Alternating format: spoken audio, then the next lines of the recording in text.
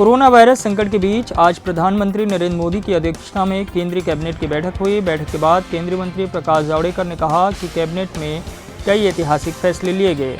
खासतौर पर किसानों, मजदूरों और छोटे कारोबारियों को ध्यान में रखते हुए निर्णय लिया गया है। जावड़ेकर ने कहा कि सूक्ष्म, लघु एवं मझोले उद्योग की परिभाषा को बदल दिया गया है।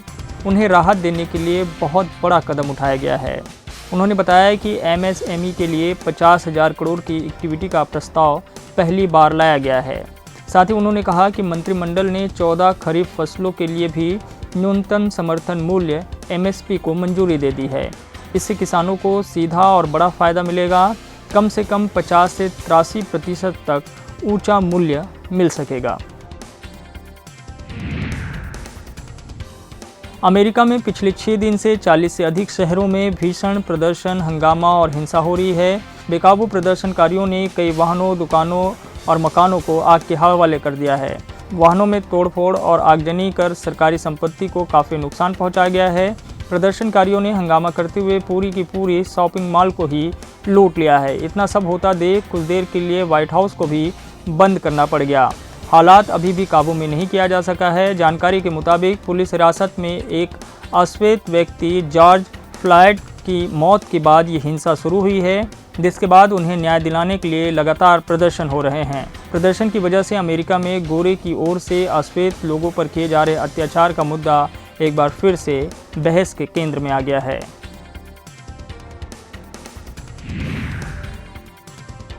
दिल्ली सरकार के खिलाफ प्रदर्शन करने पर भाजपा सांसद मनोज तिवारी को आज पुलिस ने हिरासत में ले लिया। मनोज तिवारी राजघाट पर प्रदर्शन करने पहुंचे थे। वे मुख्यमंत्री अरविंद केजरीवाल की ओर से लिए गए फैसले का विरोध कर रहे थे, लेकिन बिना अनुमति प्रदर्शन करने और लॉकडाउन के नियमों का उल्लंघन करने पर उन्हें हिरासत में लिया गया। आपको बता दें कि दिल्ली सरकार ने अंतर्राज्यीय सीमा को खोलने के लिए जनता से सुझाव मांगे हैं। इसी का विरोध बीजेपी के नेता कर रहे हैं। छत्तीसगढ़ पुलिस विभाग में अहम फेरबदल हुआ है। इस फेरबदल में कुछ IPS अधिकारियों का कद बढ़ गया तो कुछ हाशिए पर चले गए।